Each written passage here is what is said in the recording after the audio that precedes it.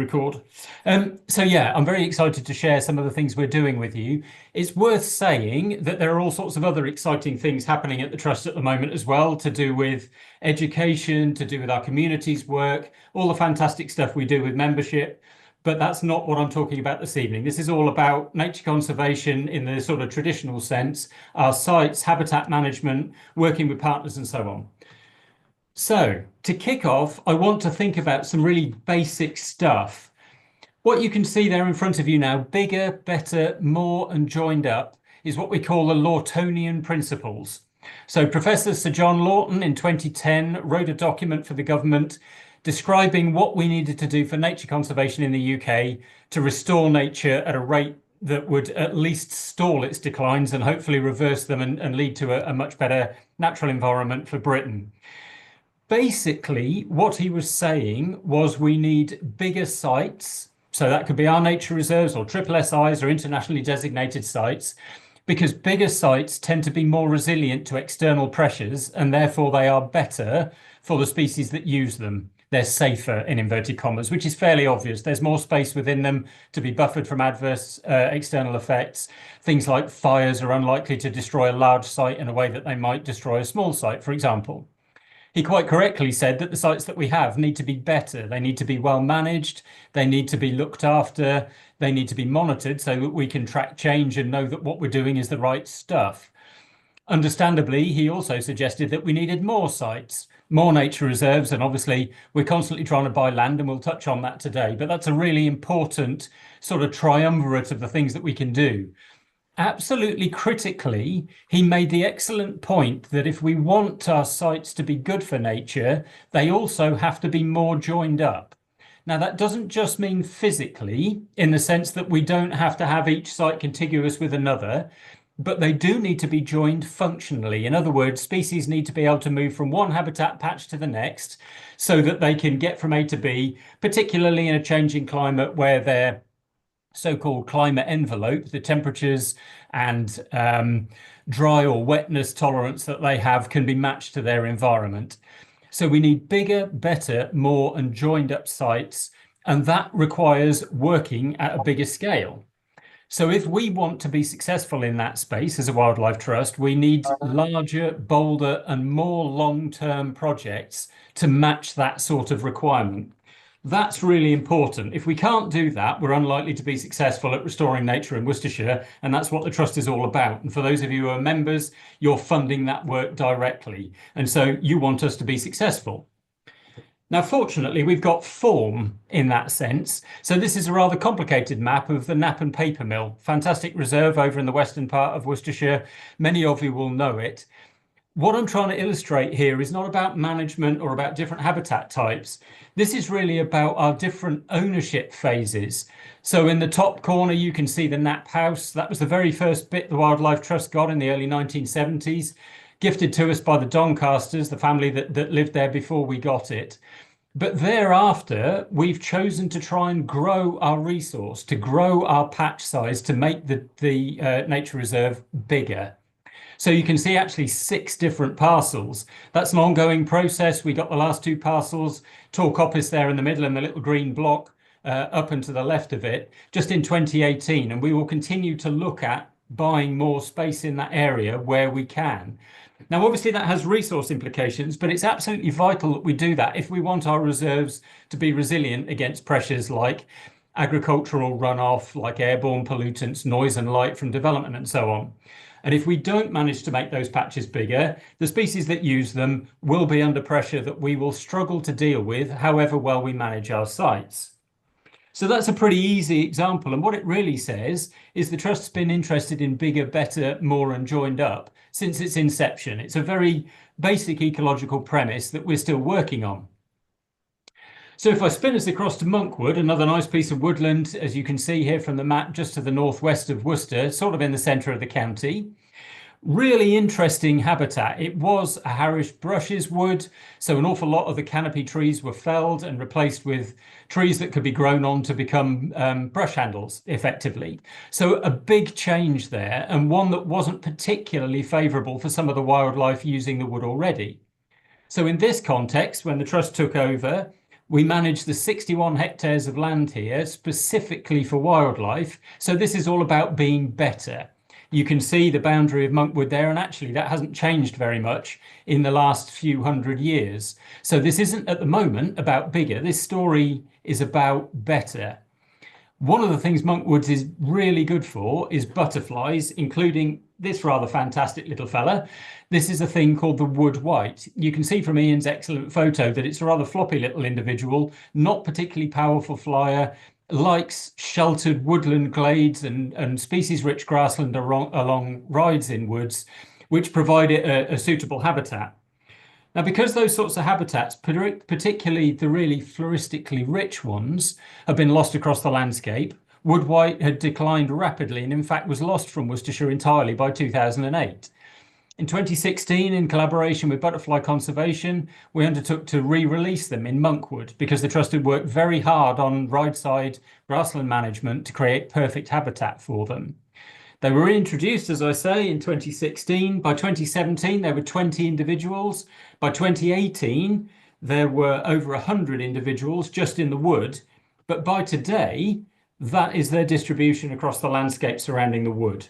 And the message I'm trying to get across here is our reserves, and indeed all protected sites that are well managed, are reservoirs from which interesting and important species can recolonize the surrounding landscape.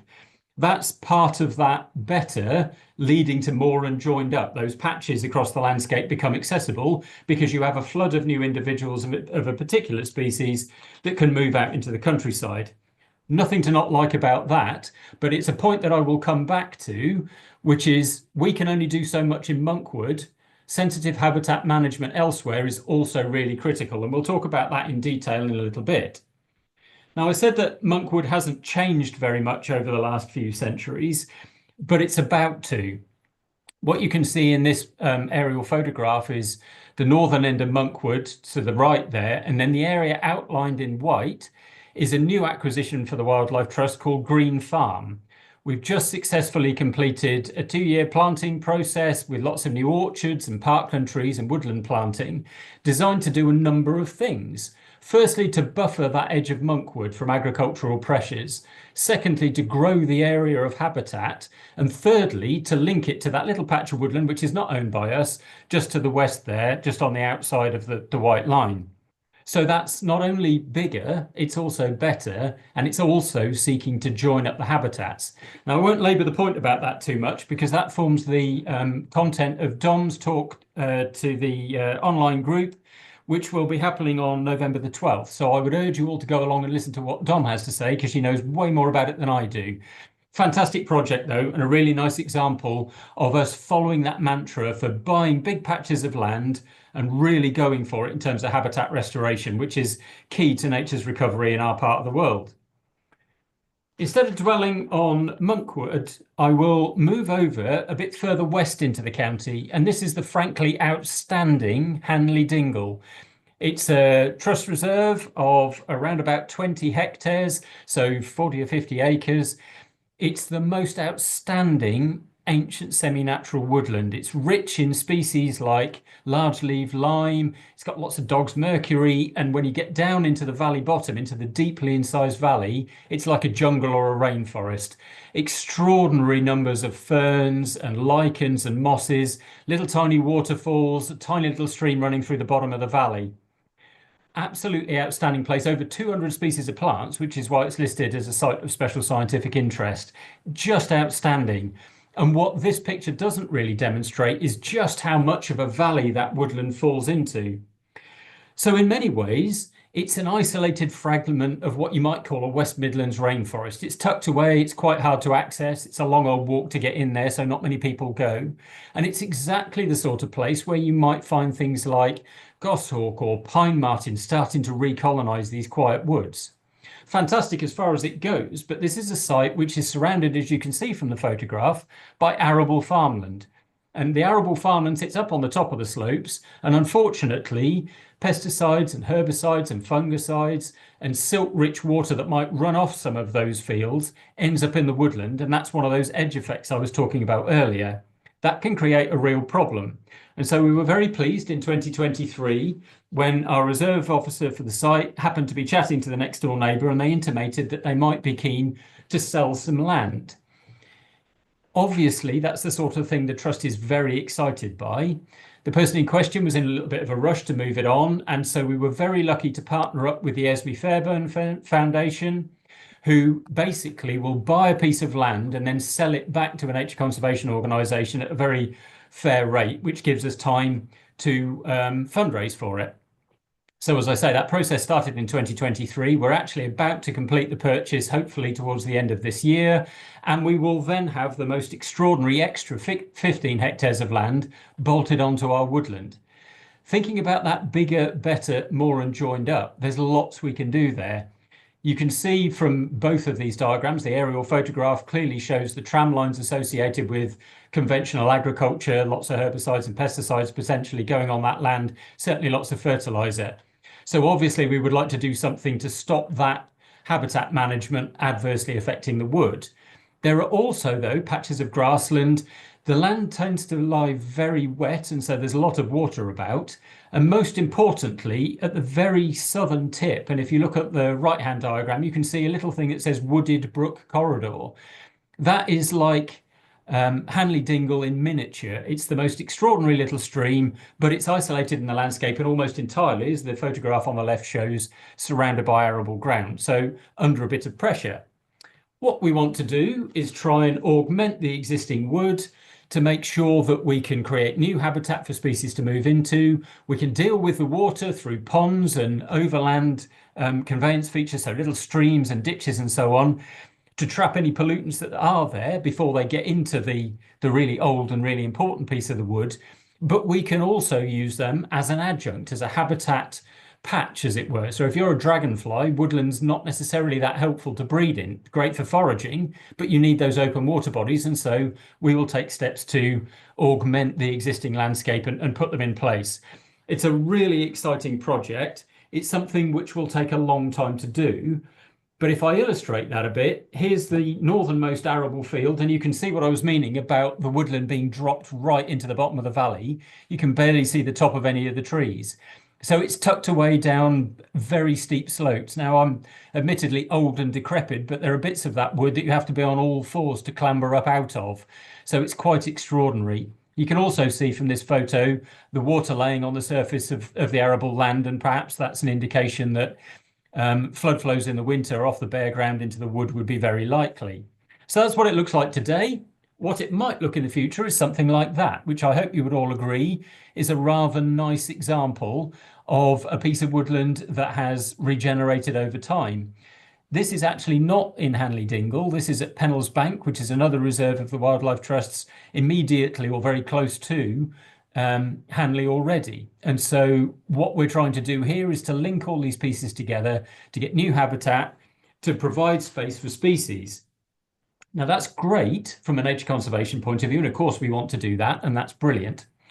But I think an important point to make is that we are also trying to create these habitats for the ecosystem service benefits that they create. Now that's a fancy way of saying they will trap pollutants, they will hold back water to stop it flooding downstream towns and villages, they will provide shade and shelter, the surroundings will therefore be cooler, and in a very complicated climate situation that has to be a good thing.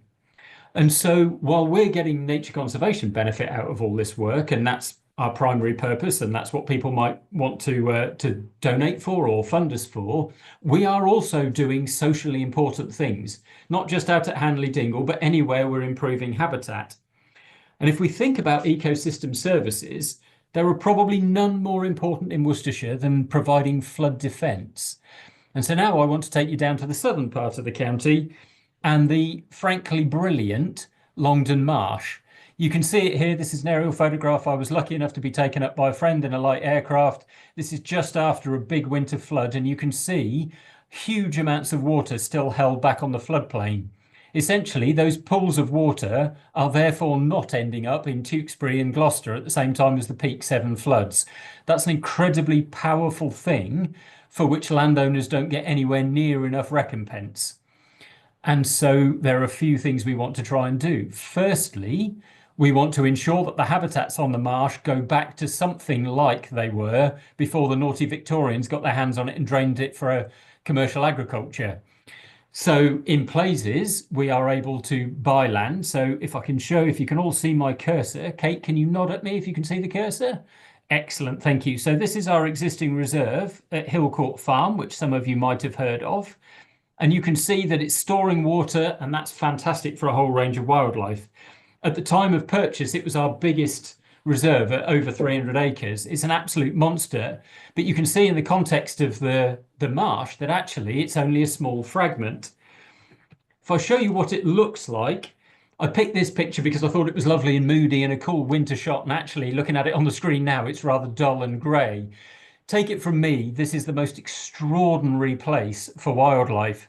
Imagine the scene, if you will, the piece of water you can see there with 3,000 teal on it, 2,000 widgeon on it, several hundred pintail, similar numbers of shoveler, maybe a couple of great white egrets, a marsh harrier floating over it. I mean, it really is our Slimbridge for Worcestershire. It is an extraordinary place. And so from a nature conservation imperative, when we bought the site in 2001, we thought we need to restore this. We need to take it out of commercial agriculture, and it had been a dairy farm and an arable unit, and convert it to floodplain grassland with all the species that go with that. I've mentioned the wildfowl, great for dragonflies in the summer, some interesting plants starting to come in and so on.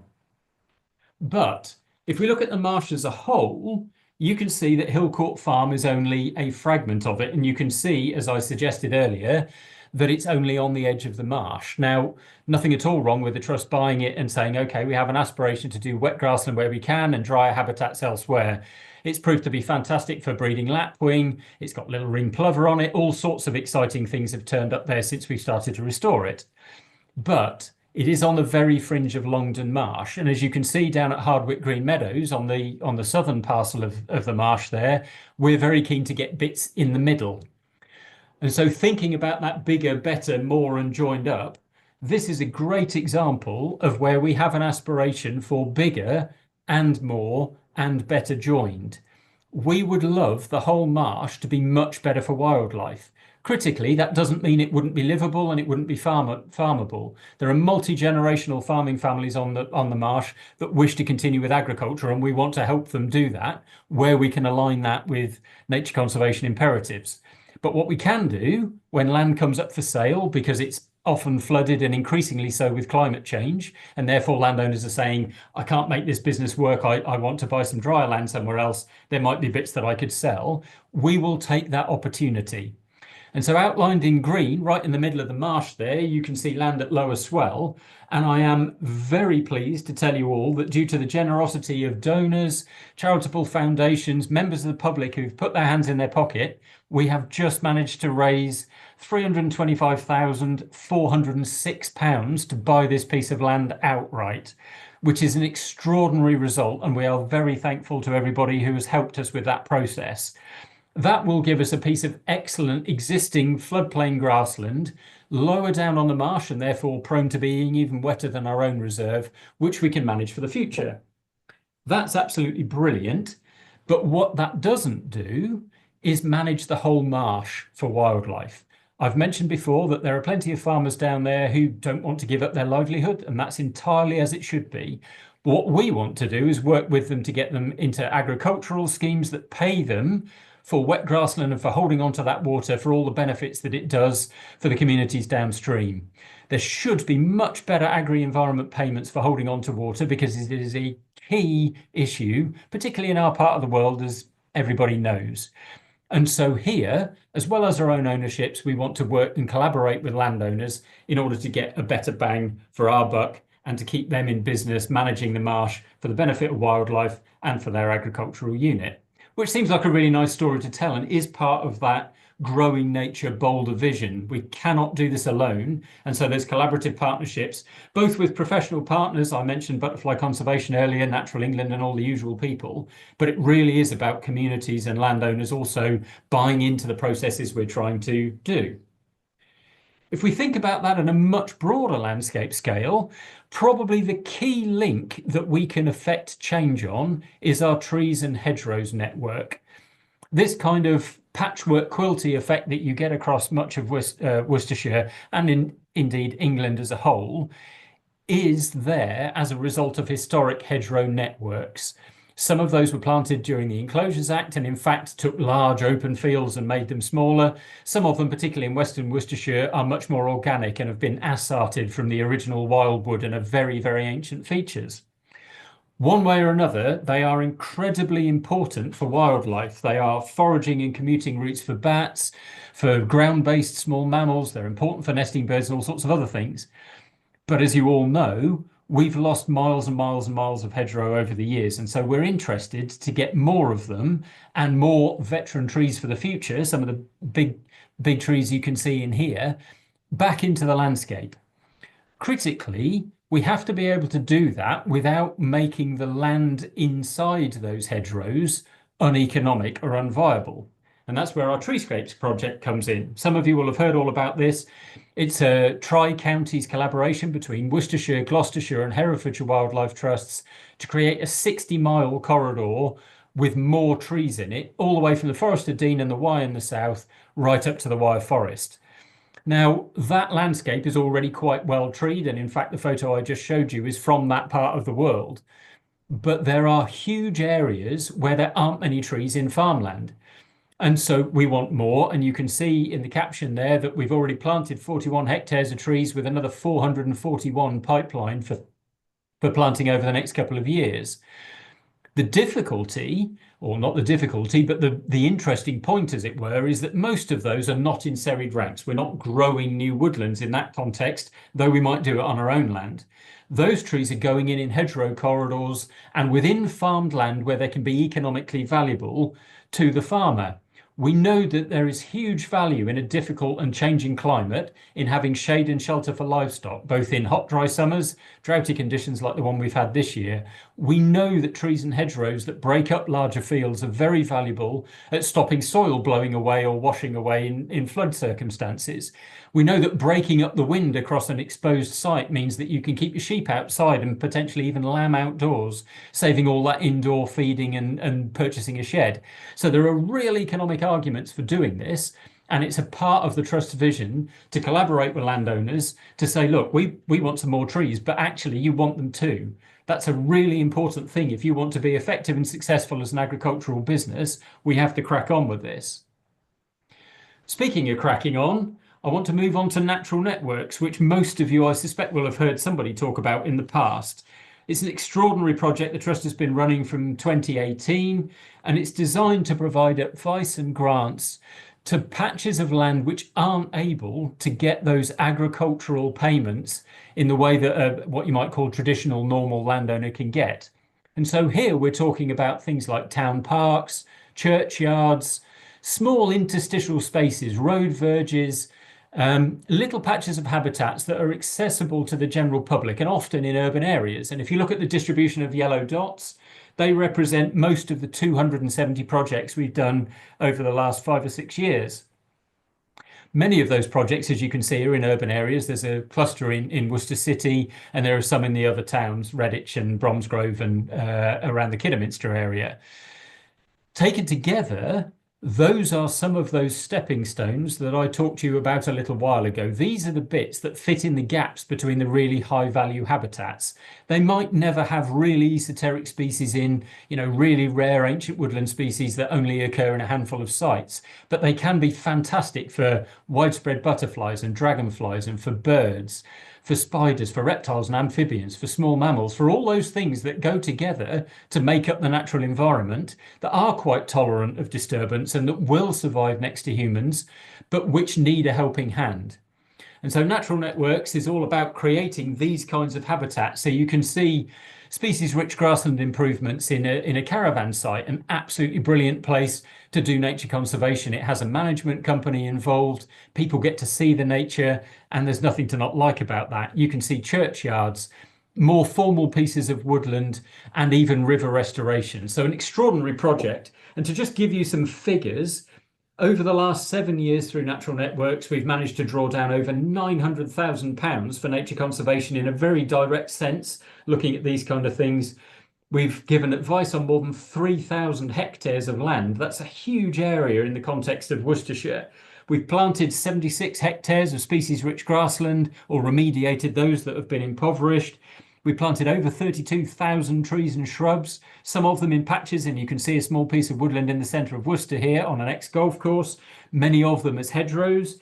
Planted 280,000 bulbs. I mean, it's an extraordinary project designed to deliver really big nature conservation in partnership with other people. And I come back to this again and again. It is absolutely vital that we understand as a wildlife trust that there is so much we can do on our own reserves. We can grow them, we can improve their management, we can monitor, we can use them as reservoirs for the wider landscape, but we absolutely can't cover the whole county. I would love us to be that wealthy, I would love us to have that much clout, but that is not realistic. And so whether we're working with a caravan site owner or a farmer or a friends of group in a local park, we want to be able to use our skills and expertise, the techniques that we've learned in order to give something back, to make sure that we can provide that advice so that people can do things on their own land. If we can find some money to help them do that, so much the better. And as I say, Natural Networks, in collaboration with the County Council, has drawn down hundreds of thousands of pounds to disperse to people. But where that isn't possible, even the advice is good enough. Many of you on the call will know that if somebody was able to come to your garden and say, actually, just make these modest tweaks and it would be fantastic for whatever species you're most interested in, wouldn't that be a useful thing? And wouldn't you be prepared to say, okay, if it doesn't cost me too much money, I'd be happy to do that. That's our experience out in the wider world, and that's really exciting. Speaking of really exciting, I want to wrap up this evening's talk, and this will take me about another 15 minutes, talking about a network for nature. As you can see from the caption there, that's landscape recovery in the Forest of Feckenham. I'll show you the Forest of Feckenham area, or at least what we're calling it now, but it goes back to a 12th and 13th century royal hunting forest, which is sort of in the middle and eastern part of Worcestershire. We'll touch on that in a moment. But as you will have picked up, everything I've talked about has sort of grown from a small site that we might own and wish to grow to a collaboration with local landowners and conversations with them about being able to grow that asset, either through purchase or through getting them to work with us on their own land. But we really need to scale up that ambition, really look at big spaces. And so a network for nature is a massive project. It's in the order of £3.5 million worth of work over a 5-year period, hopefully with an extra 6 members of staff at the Wildlife Trust to deliver advice, to work on acquisitions and various other things that I can talk about shortly. It is the biggest thing we've ever tried to do. We are very hopeful that a lottery bid we've got in will be successful and that we will get the money we need. Having said all that, we have already ring-fenced over £500,000 ourselves from very kind legators, so people who leave money to the Wildlife Trust in their wills. Without that money, we couldn't do these sorts of big, ambitious projects. It's absolutely vital, and the important point being, it doesn't affect the day-to-day. We don't take money out of the projects that we're already running in order to launch these new and ambitious plans. We get gifted that, we're able to ring fence it and keep it for a rainy day, or in this case, a network for nature. As I say, we're bidding to the National Lottery for about £2.5 million. We think we'll get a favourable response. All the feedback so far has been very good, and we will hear by the end of the month, but we are progressing plans anyway. That leaves us with around about £400,000 still to deliver. And that's quite important because that goes towards some of the opening phases of a network for nature, which will kick off here. This is Trench Wood, a reserve not very far from Smythe Farm, roughly in the centre of the county. Another SSSI ancient woodland owned by the Trust, or part of it owned by the Trust for a while. We've got in the order of 42 hectares. You can see beautiful bluebell rich woodlands here, brilliant for butterflies, great for dragonflies, has the fantastic aspen leaf rolling weevil. I mean, these really esoteric ancient woodland things that are very, very rare away from protected sites like this. However, we have an aspiration to grow it in much the same way as I showed you at Hanley Dingle, and we're looking to buy another 42 hectares, which would be all of the remaining piece of woodland that we don't currently own, and then a lot of grassland that we can plant trees on because it's been agriculturally improved and doesn't have high value, and other pieces of grassland which are flower rich already and which we will continue to manage as open space. The reason I'm flagging this as our opening gambit is it's something that we will be actively fundraising for later in the year. So some of you will know about the Big Give. It's a charitable operation that basically says if you can pledge some money, if you can draw together a fund of money, we will find major donors to match it, and then you can match that again through a public appeal, which lasts for 1 week in December. So between the 2nd and the 9th of December, we will be going out trying to raise another £50,000 to create £100,000 total. Huge figures to bandy around, but we're well on the way already. The reason I flag it is because I would like anybody on the call who might be interested to get involved in these things to keep an eye on our website and on our social media, and you will see when we launch it. There are actually already details about this project on the Big Give website, so you could give that a good Googling, or other search engines are available, and see if it's something that you might be interested to help with. If you are interested, thank you very much indeed. It would be fantastic. To move away from the sales pitch, though, here is our current vision of the Forest of Feckenham. It's actually much bigger than the historic hunting forest, and it spans 418 square kilometres. So when I said this was a big, ambitious project, I wasn't kidding. For those of you who know the county reasonably well, you'll see that the northern boundary is roughly the M42, western boundary roughly the M5, although it lozenges a bit, Avon Valley at the bottom, and then the eastern boundary is formed by the Warwickshire county boundary. Within it, we've got the big towns, Redditch, Bromsgrove, Droitwich, Worcester and Evesham. Between them, they host over 250,000 people, all of whom benefit from the nature in this part of the world. But actually, the centre of the Old Forest is remarkably quiet and empty for the most part, has the most extraordinary species-rich habitats already, and we'll talk about those in a moment. What I want you to take away from this map, though, is that it also shows how big our commitment must be. This is at nearly a third of the county that we want to work in, hence bidding for a lot of money and hence needing a lot of staff to go out and provide the sort of advice I've been talking about, to think about reserve acquisitions. There are direct operational things we want to do on 4 of our reserves as part of the bid. So again, if you can track the cursor, here at Lower Smythe Farm, we've got some interventions that we would like to do. Trench Wood, I've mentioned an expansion, which will almost double it in size. Down at Gwenfinch at the bottom here, we've got wetland restoration projects that we want to do, and the same at Feckenham Wildmoor in the middle. But there are over 20 trust reserves in this neck of the woods, and so we have a key stake in implementing nature's recovery there.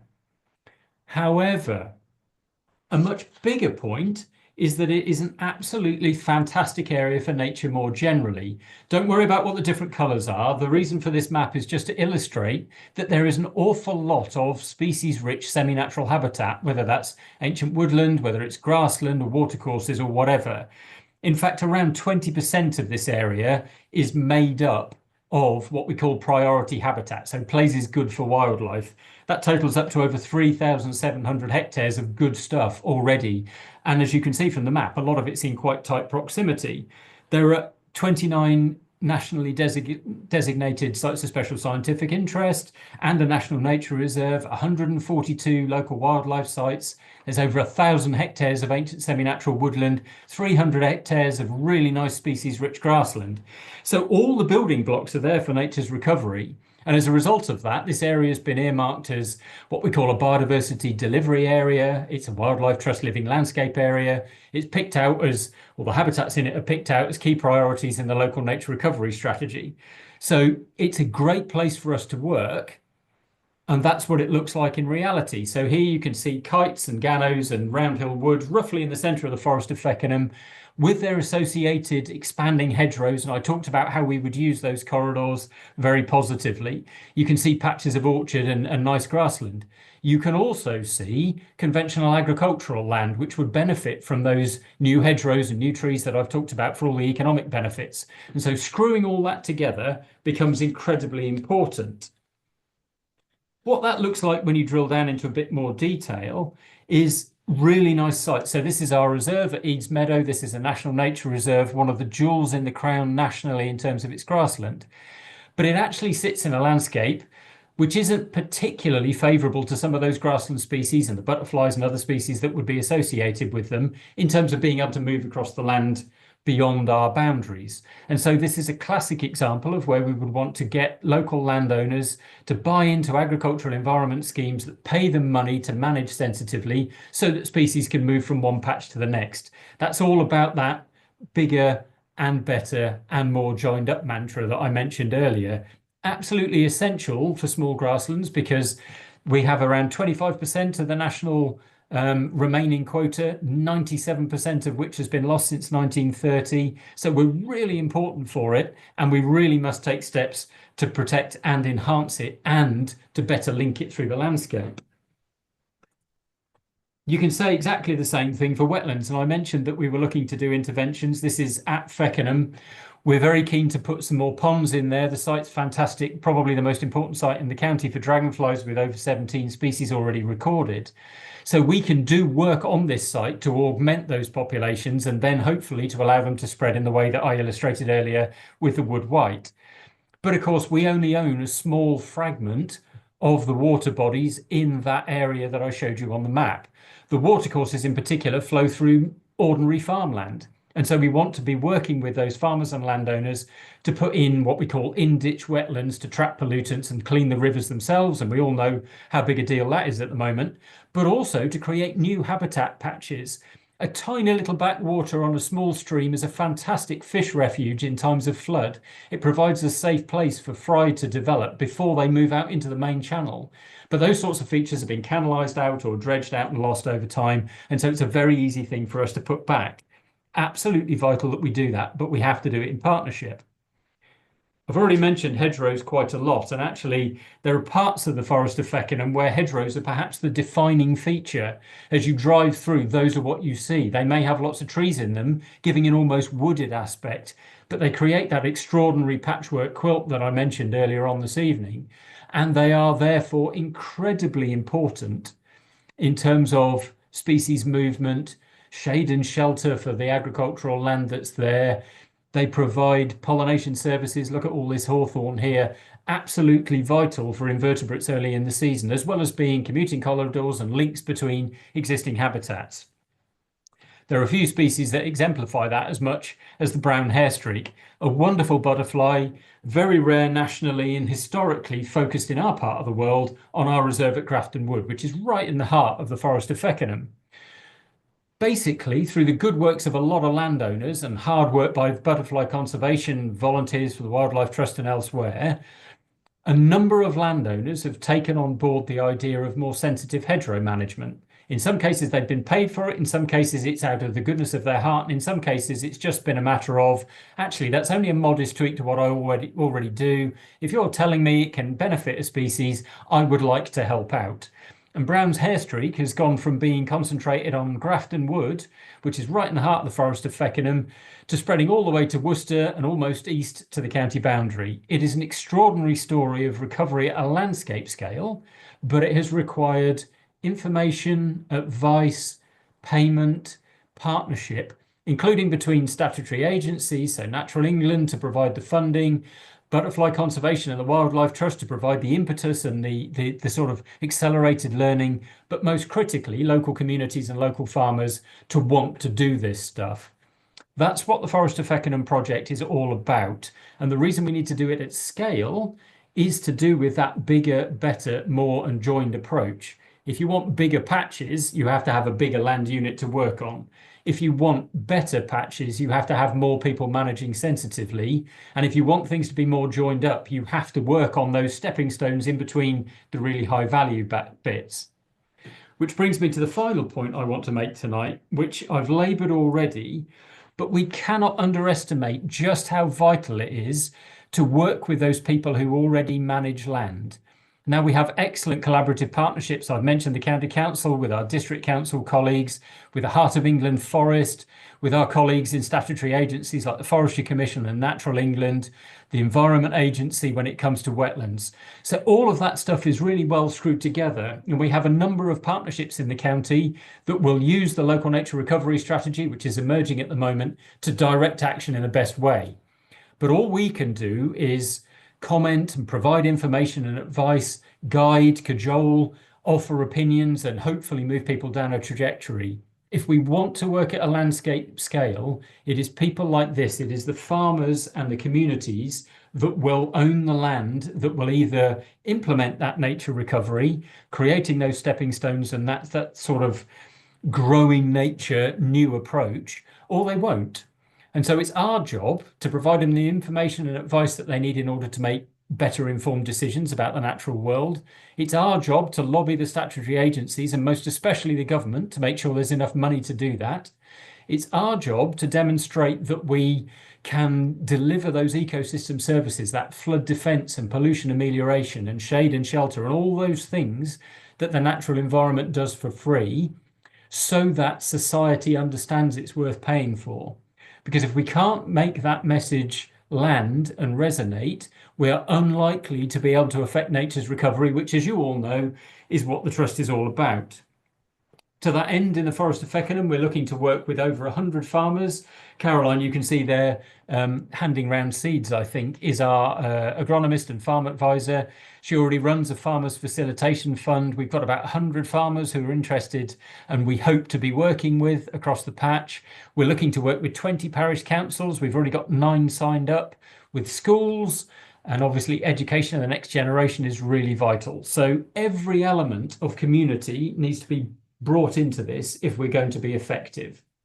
And so I suppose before I close, what I would want to say is I hope that demonstrates the boldness of our vision, the scale of our ambition, and what we're trying to do. As head of conservation, it feels to me like my job is to make sure that the Trust leads from the front. We are the bold voice. We go out and advocate for the things that we want to see. It is essential that we take the bold steps, that we buy patches of land and we demonstrate how good that is for nature, that we use sites like Lower Smite Farm to advocate and influence landowners so that they can see what good looks like and how to manage it effectively, that we guide and lead partnerships, that the Trust is the organisation that pulls together collaborators so that we can be better than the sum of our parts.